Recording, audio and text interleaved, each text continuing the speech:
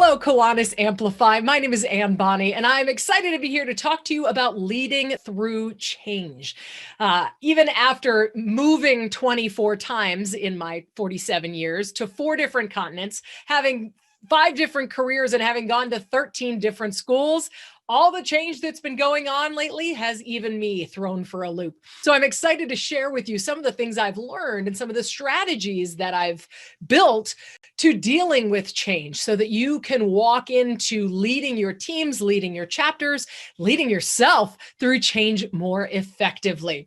So first thing I want to point out, this young gentleman right here is named Heraclitus. He was a philosopher in around 500 BC, and he is known as the weeping philosopher. And he's apparently the guy who originally said the only constant in life is change. The fact is, even beyond the pandemic, change is a constant. And so it's something we have to figure out how to deal with. And through these tactics I'm going to give you, hopefully you'll not only be able to lead yourself better, but you'll build a little empathy for the experience of others in dealing with change so that you can use all the tools in this program to lead more effectively through it. All right. Now, the fact is, change is hard. Change is harder for some people than it is for others. And there are typically 3 reactions that people have to change. They either love it, they're fine with it, which is about 20% of the population, immediately moves to, yeah, that's all right. Then some of them are like, I don't know, I'm in that orange, that exploration phase where I don't know how I feel about this yet. I'm going to ask some questions, find out what's going on, and then we will decide. And then about 30% fall into the resistance category where they're immediately like, no way, I don't want to deal with this. Forget it. This is not what I want. And I'm sure as I just went through that, you maybe had a face that popped up into your head. And we know those people who have a hard time with change. It's not because they're malicious. There's nothing wrong with them. It's just that they like things the way they were. And it can be really tough because we love our habits. Humans love habits. We love to know what's going to happen. And you've all heard of the comfort zone, right? The comfort zone, we've got basically a comfort zone is a habit. And the more you've got comfort zones all over your life. And in some situations, the comfort zone is fine. You know, the way that you interact with your spouse, if you and your spouse are getting along, that comfort zone is just fine. You don't have to get out of your comfort zone there.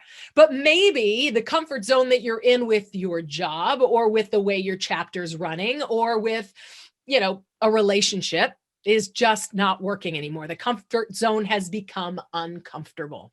And the way I like to think about the comfort zone is like a nice, cozy, comfy cabin with a nice warm fire and one of those couches that you like sit down and then you wake up an hour later, right?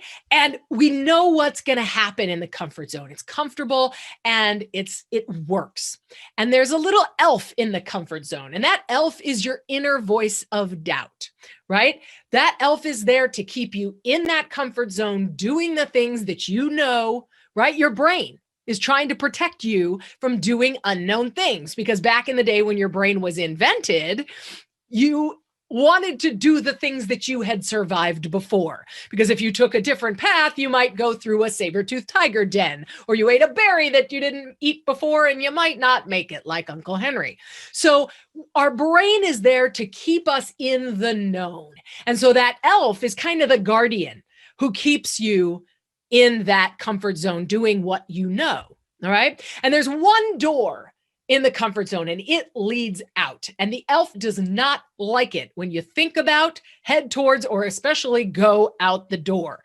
And I don't know about your little inner voice, but mine will squawk, telling me all the things that are going to go wrong, tell me all the things that I don't know or how I'm not prepared or it's not going to work. And all that doubt creeps in, hopefully to get you to go back in the comfort zone, stay nice and safe, and not change anything. And then change happens, whether like a pandemic falls on your head when you least expect it, or maybe it's a change that you select because you're trying to improve the membership. So you offer virtual meetings, whatever it is. Some people don't like change because it puts you, boop, right outside of the comfort zone, sitting on the porch while your elf is completely freaking out, right? Especially those people who don't like change, but really in all of us, that voice of doubt starts to squawk and starts to yell at you and remind you all the bad things. And so a lot of people will bang on the door and try to get back into the comfort zone, sit down with their back to the door and their head in their arms, crying, and then periodically getting up to scream and kick again. You know, you probably know somebody who has done this. I worked with somebody when we made an organizational change to a technological system. She resisted it with all her might because she was really uncomfortable with the technology. And fortunately, she was able to move beyond this point, but some people stay right here. And unfortunately, when we're trying to make positive change in our organizations, this isn't going to help us. And what these people don't realize is that beyond the door they're trying so hard to get back into isn't what used to be. They find a back lot, a back alley that's burned out, like if it's a change where we can't go back because business won't work anymore, or maybe it's a change that we've chosen, but our mindset is different. But the fact is, we don't want to get back in that door. So this builds a little bit of empathy around why change can be so hard for people, why getting out of that comfort zone and stepping into the unknown can be so hard. So as you're leading through change, whether you're leading yourself, your family, your Kiwanis Club, or your organization at work, there are 5 P's that can help to guide you from that place of banging on the door to the new comfort zone in the new normal that's going to help you get beyond that. So let's talk about these 5 P's. First of all, what's the point? And I'm going to go through each one of these. First one's what's the point? Second one, what's the problem? Third one is what's your plan? Then we punch it, which means we move, we go, we take action. And lastly, how are we going to persevere? So these are the 5 P's that I'm going to talk about as we go through this video today. So you are prepared to lead your teams and yourself through change more effectively. All right. So the first one we're going to talk about is what's the point? Why are we doing this? Especially adults like to know why things are happening. Why am I putting up with this? Why am I dealing with all this unknown and discomfort and change? We need to make sure we're clarifying why change is happening. Now, sometimes it's not why we're going to this new comfort zone, why we're changing it and going there, but it's why we can't go back there. Sometimes we have to call the old business practice into doubt so that people understand why we can't go back in doing it the old way. All right. So make sure that you're talking about why we're doing this, why we can't stay the old way. And I do like to point out at this point some of the positives that we are going to gain out of doing this. Right? Whether it's improvements for the client, improvements for the member, improvements for visibility across the organization, whatever it is, making sure not only are we giving some of the reasons, but some of the benefits. And if they benefit that person, that's going to make it even more motivating. Just because they know why doesn't mean that it's all puppies and rainbows. Doesn't mean it gets easier from here. No, it's still hard. And people are still going to challenge it, even when they logically know why we're doing it. So that brings us to our second P, which is what's the problem? Or why am I having such a challenge with this? And the fact is, change is hard. We lose control. We lose our knowns, right? So many unknowns when it comes to change. We lose our competence and security. Maybe we liked the old way and we were good at it. And now we're going to have to learn a whole new way. I don't know about you all, but in about April of 2020, I really needed to learn a lot of new ways. And I was pretty resistant to that, right? New ways to do business, new ways to do speaking. I'm a professional speaker. My whole job is based around people in large groups getting in the same room together. So I needed to figure out how to do this business another way, right? So the fact is, change is hard. And if you add to that a lack of belief that it's gonna work, you definitely have a challenge. So you need to think about having people acknowledge their feelings. And so you can show empathy. I remember one time when I worked at Under Armour, we had a big organizational change that was going to impact my team really significantly. And as soon as the meeting was over where they announced the change, I pulled my whole team into a group and I said, all right, complain. And they all looked at me like, what are you talking about right now?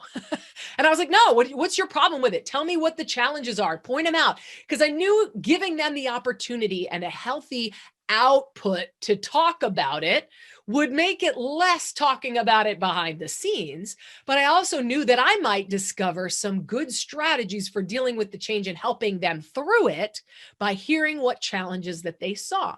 So I had a venting meeting, right? So talk about it.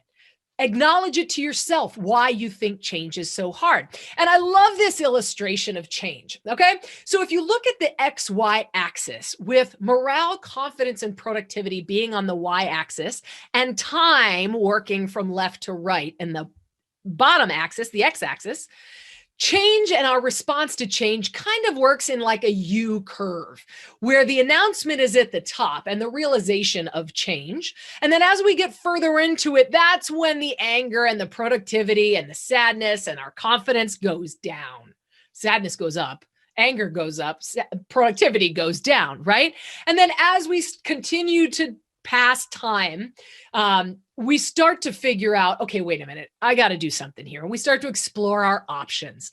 And then lastly, we get to the point where we make it work, right? So this is kind of what somebody's reaction might be. Now, the fact is, this makes it look nice and tidy and nice and clean, which we all know as leaders. Anytime we're leading people, it's never this clean. This U curve in reality looks a little more like this. Right? Morale and productivity is going to go up. It's going to go down. It's going to go in and out and up and down again and again and again as you work through the change. So you've got to think about, how do I help somebody who is in resistance, who is having a really hard time with this? First thing, listen. Ask them what the challenges they see. Ask them how you can help them, because they may just need to get it off their chest, right? Ask them questions. Is there anything that would make this easier other than going back into the old comfort zone? All right. Ask them for solutions. Ask them for ideas. Partner them up with somebody else who's making it work. Another thing you can do, make sure you are communicating changes so that they know that you're thinking about the problem. They know you're trying to solve it. Make sure you're communicating options that they have. Make sure you're communicating as much as possible, because the last thing you want is for your team to think you're not giving them the information when you have it.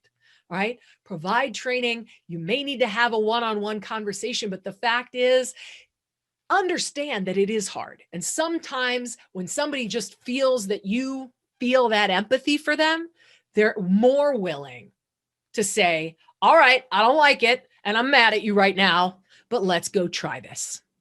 Okay. So communicate with them, have those conversations, and start to identify the third P, which is, what's the path? Okay. What plan are we going to take? Some people really like to know that the whole path is planned out before they start walking.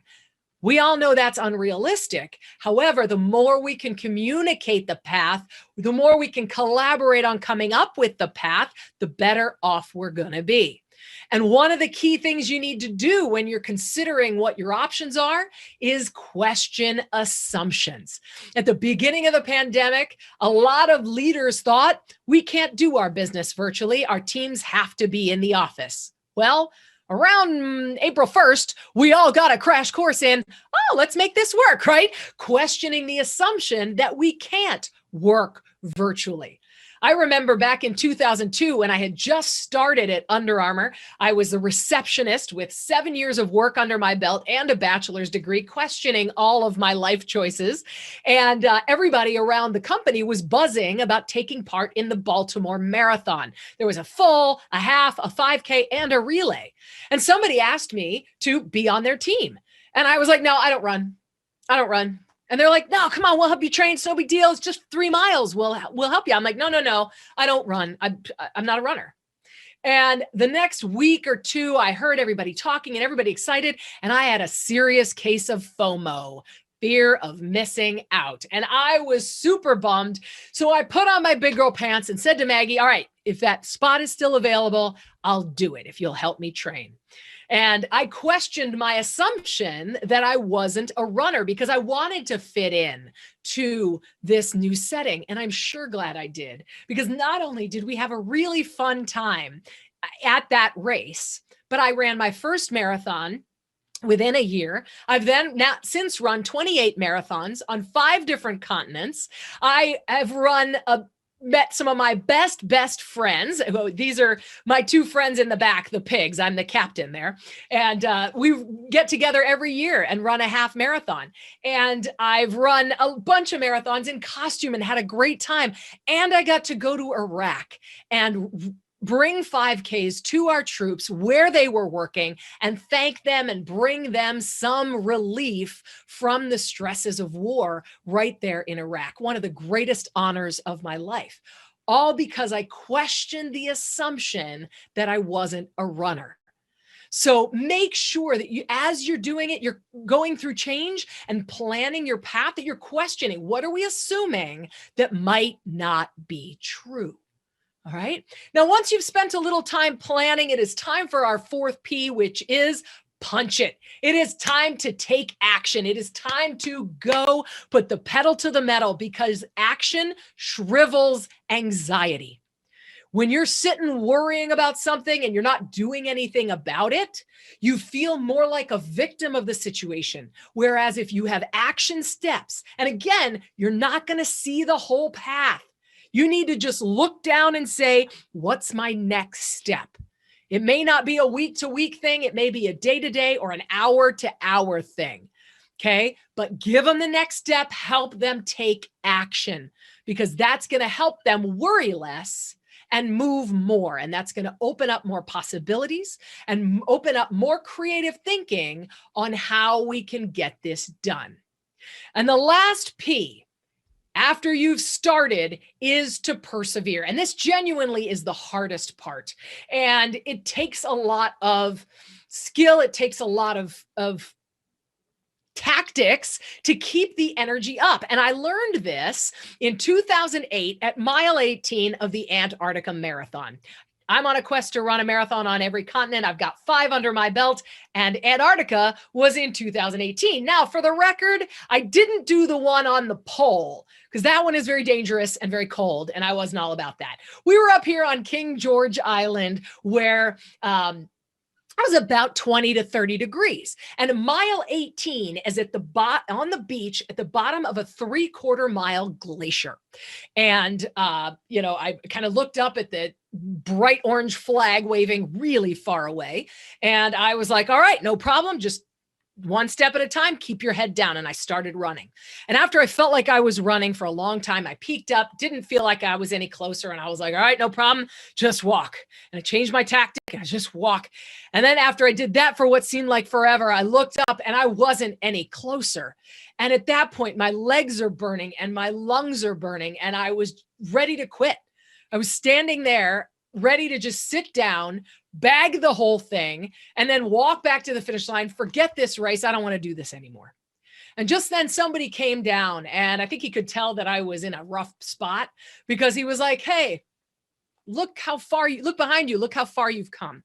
And I turned around and I looked at the beach behind me, and sure enough, it was actually really far away.